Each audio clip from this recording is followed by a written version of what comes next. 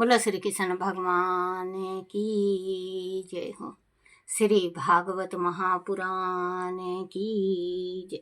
श्री मद्भागवत महापुराण में 5वां अध्याय हिरण्याकशिपु द्वारा प्रहलाद के वध का प्रयत्न। युधिष्ठिर ने पूछा, देव ऋषि, मुझे वह जानकर बड़ी हैरानी हो रही है कि एक पिता ने अपने ही पुत्र को मार डालने का प्रयत्न किया। पुत्र में तो पिता स्वयं को देखा करता है। पुत्र नाश का अर्थ पिता का विनाश होता है। फिर ऐसा क्यों हुआ? क्या उसके मन में अपने पुत्र के लिए जरा भी दया भाव नहीं था? आदि था तो वह उसके प्रति इतना निर्दयी क्यों हो गया? नारद जी ने कहा, युधिष्ठिर, देवों ने शुक्राचार्य जी को अपना गुरु बनाया था। उनके 2 पुत्र थे, संड और अमरक। वह दोनों प्रहलाद और उनके भाइयों को राजनीति और अर्थनीति पढ़ाया करते थे। प्रहलाद उनके पढ़ाए पाठ को पढ़ तो लेते थे और याद भी कर लेते थे, परंतु मन से वह उसे अच्छा नहीं समझते थे, क्योंकि उनकी शिक्षा में अपने पराये का बड़ा भेदभाव था। एक दिन हिरण्याकशिपु ने अपने पुत्र प्रहलाद से पूछा कि उसे कौन सी बात अच्छी लगती है। प्रहलाद ने कहा, पिताश्री, संसार के प्राणी में और मेरे के आग्रह में पढ़ कर सदैव ही व्यर्थ होते रहते हैं। ऐसे प्राणियों के लिए अच्छा यही है कि वह पतन के गर्त में ना गिरकर भगवान श्री हरि की शरण में चले जाएं। युधिष्ठिर प्रहलाद के मुख से शत्रु पक्ष की प्रशंसा सुनकर हिरण्याकशिपु ठटकार कर हंस पड़ा और बोला, दूसरों के बहकाने से बच्चों की बुद्धि इस तरह बिगड़ जाती है। ऐसे लगता है कि गुरु जी के घर पर विष्णु के पक्षपाती कुछ ब्राह्मण भेष बदल कर रहते हैं। वह ही इस बहकाते रहते हैं। पता लगाना होगा। गुरु शुक्राचार्य जी के घर पर देवों ने बालक प्रहलाद से पूछा कि उसे विष्णु भक्ति का पाठ किसने पढ़ाया है। इस पर प्रहलाद ने कहा, जिन मनुष्य की बुद्धि मोह से ग्रस्त हो जाती है उन्हीं को भगवान जिन मनुष्यों की बुद्धि मोह से ग्रस्त हो जाती है उन्हीं को भगवान की माया से यह झूठ दुराग्रह दिखाई देता है कि वह अपना है और यह पराया है। पशु बुद्धि के कारण ही आपने पराये का भेद पता चलता है, जबकि शुद्ध बुद्धि से आत्मा और परमात्मा में कोई भेद दिखाई नहीं देता। अज्ञानी ही अपने और उस में भेद करते हैं। जैसे चुंबक के पास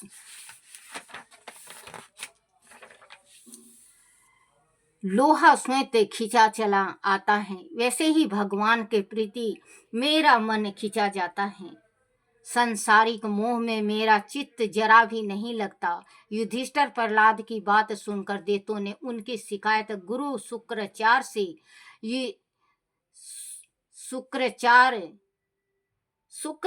से की तो उन्हें बहुत क्रोध आया। उन्होंने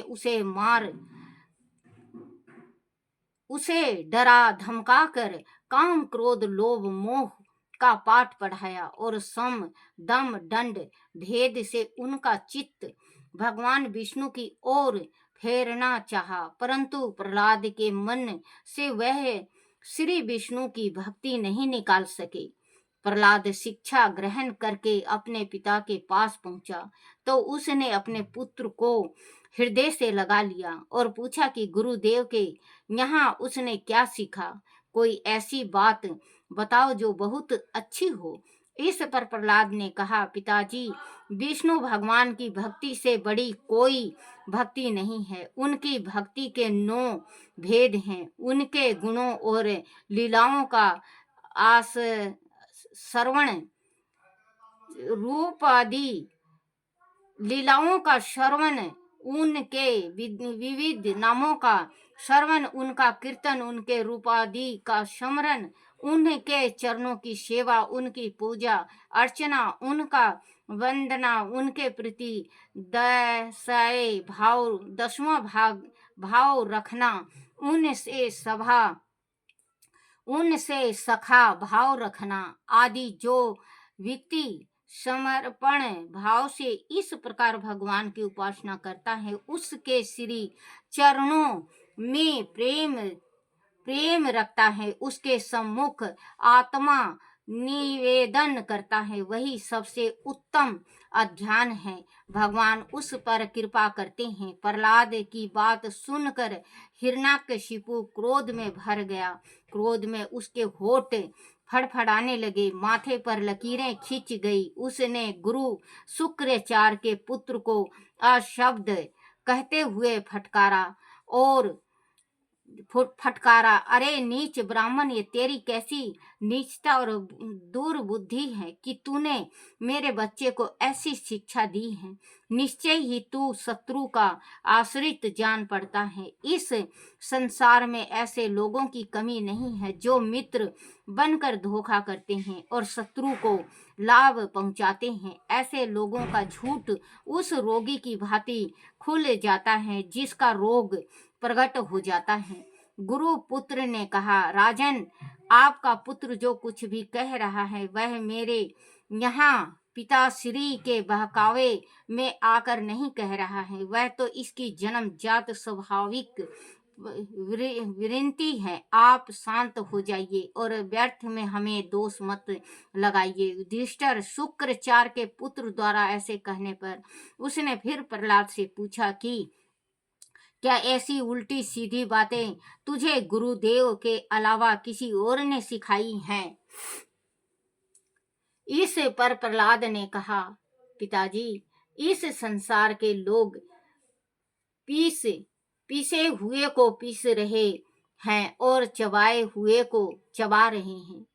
उनकी इंद्रियां उनके वश में नहीं है, इसीलिए वह भोगे हुए विषयों को फिर से भोग कर नरकगामी हो रहे हैं। ऐसे गृहस्थल व्यक्ति की बुद्धि अपने आप किसी के सिखाने से अथवा अपने ही लोगों की संगति से भगवान में नहीं लगती। उन्हें वह बात पता नहीं है कि जिन कर्मों में वह बंधे हुए हैं उनके अतिरिक्त व्यर्थ और परमार्थ का स्वरूप स्वयं श्री हरि का है।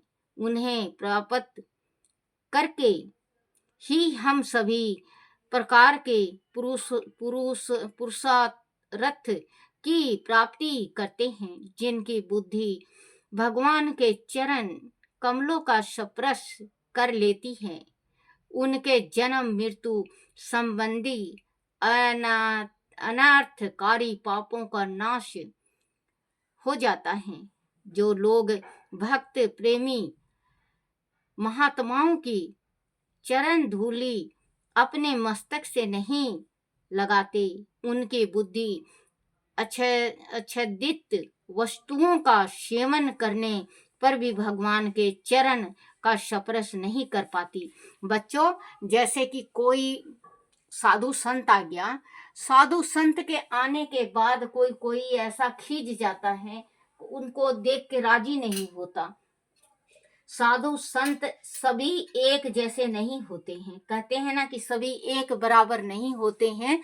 तो साधु संत जिस टाइम आ जाए तो आप दिल से वंदना किया करो, दिल से सेवा किया करो, उनको खाना खिलाया करो, उनका आशीर्वाद लिया करो, क्योंकि जो ये छोटी छोटी कार्य करता है उसको बड़ा बड़ा फल मिलता है।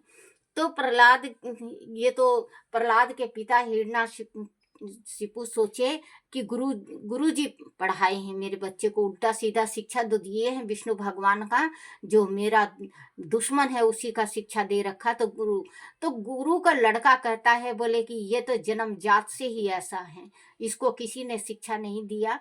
तो कहते हैं, बोले बेटा तू सच्ची सच्ची बता कि तेरे गुरु जी ने ही, तेरे गुरुदेव ने ही ये ज्ञान दिया है।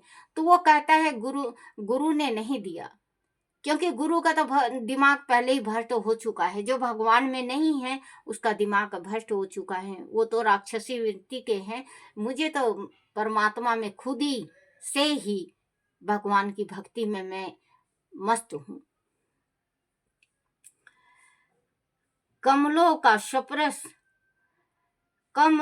शपरस कर लेती है, उनके जन्म मृत्यु संबंधी अनर्थकारी पापों का नाश हो जाता है। जो लोग भक्त प्रेमी महात्माओं की चरण धूलि अपने मस्तक से नहीं लगाते, उनकी बुद्धि इच्छेदित वस्तुओं का सेवन करने पर भी भगवान के चरण का स्पर्श नहीं कर पाती। हिरण्यकशिपु ने प्रहलाद की बातें सुनी तो क्रोध में भरकर उसने प्रहलाद को गोद से धक्का दे दिया। प्रहलाद धरती पर गिर पड़ा। हिरण्यकशिपु जोर से चिल्लाया, दैत्यों, इसे यहाँ से ले जाओ और तुरंत मार डालो। इसकी नीचता तो देखो, इसके चाचा को जिसने मार दिया वह उसी के गुण गान कर रहा है। वह कतई विश्वास के योग नहीं है। आदि अपना पुत्र ही अपना हित करने लगे तो वह किसी शत्रु से कम नहीं है। शरीर का कोई अंग सड़ जाए तो उसे काट डालना ही उचित है। यह मेरा शत्रु है, इसे मार डालना ही ठीक है। ले जाओ इसे। युधिष्ठिर राजा की आज्ञा पाकर बड़े बड़े भयानक देत उसे त्रिशूलों से बींधने लगे, परंतु प्रहलाद भगवान विष्णु का ध्यान लगाए शांत रहा। उसके शरीर पर घाव होते पर तत्काल ठीक हो जाते। वह देखकर सभी को बड़ा आश्चर्य हुआ।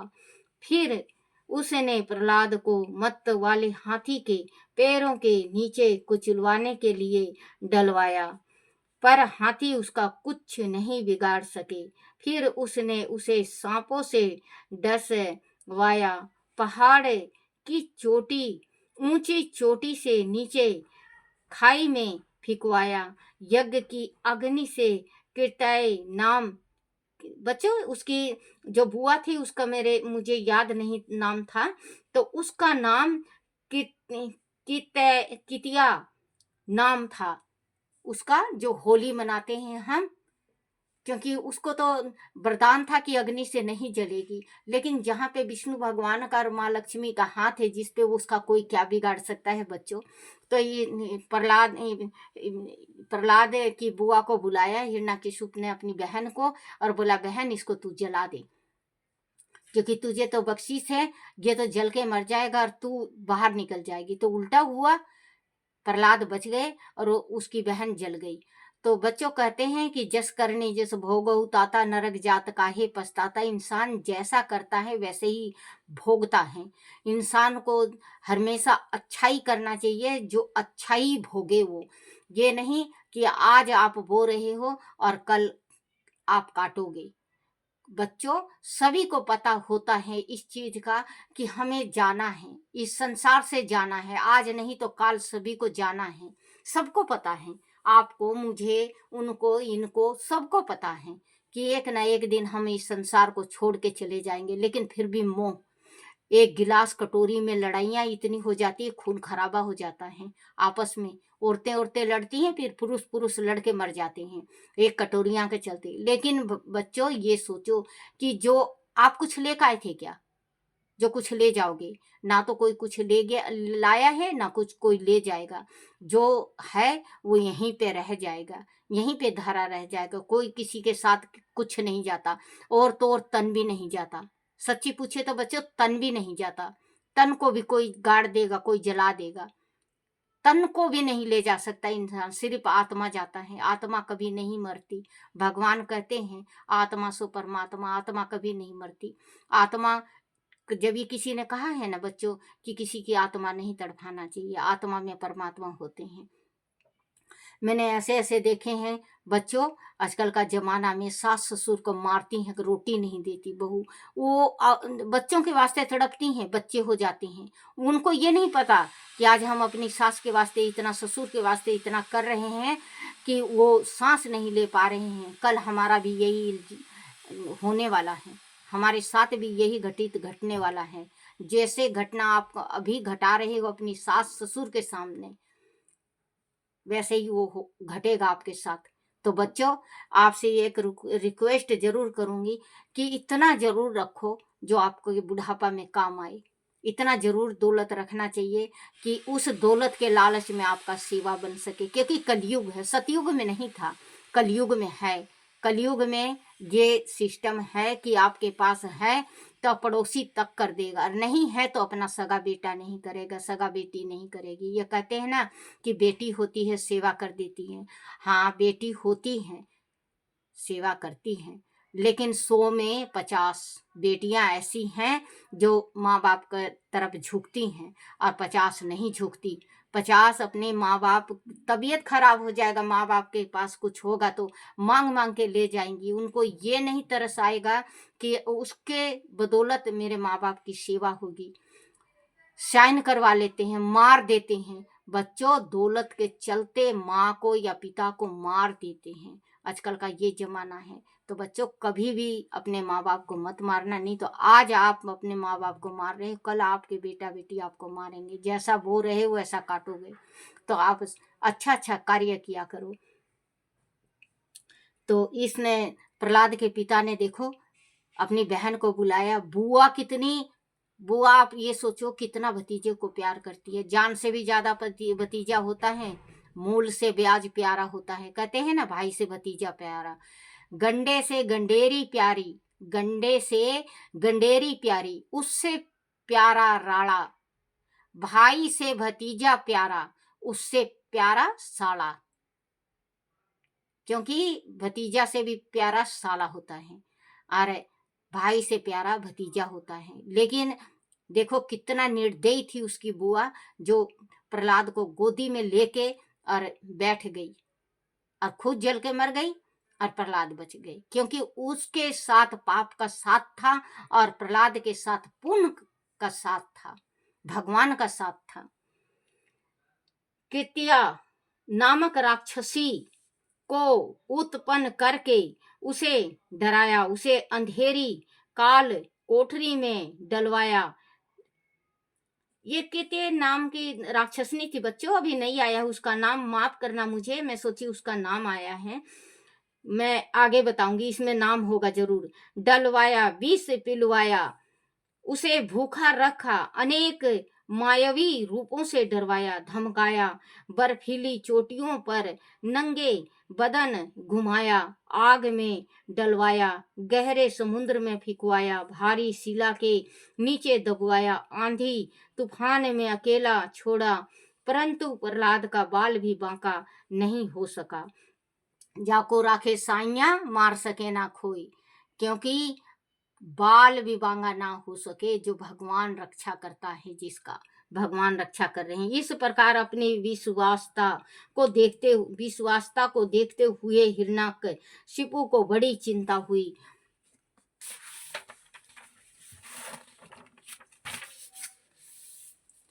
प्रहलाद को मारने का उसे कोई उपाय नहीं सूझ रहा था। उसे लगा कि कुछ ना कुछ बात तो है जो यह हर बार बच जाता है, कहीं इसके विरोध में मेरी मृत्यु तो नहीं।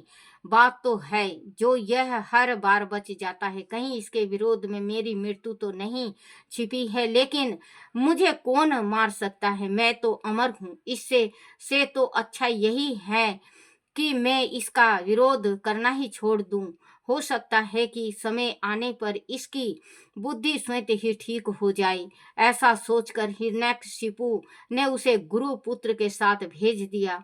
वह उसके आश्रम में अन्य दैत्यों के बालक भी पढ़ते थे। गुरु पुत्र उन्हें धर्म, अर्थ और काम की शिक्षा देते थे। इससे वह संसारिक राग देशों में ही रस लेते थे। प्रहलाद को वह शिक्षा रास नहीं आती थी। वह दैत्य कुल के बालकों के साथ खेलते और खेल में ही वह उन्हें विष्णु भक्ति का उपदेश देते।